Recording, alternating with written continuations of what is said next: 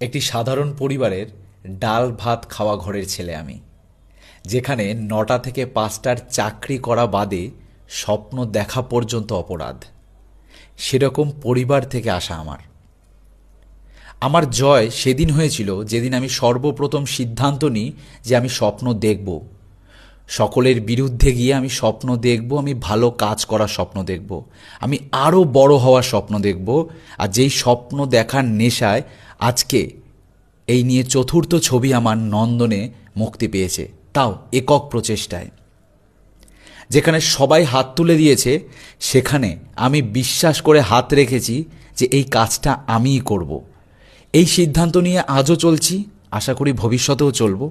আর তোমরা দিনের পর দিন আমাকে প্রত্যেকটা পদক্ষেপে দেখে এসেছো, আর আমি চেষ্টা চালিয়ে যাচ্ছি।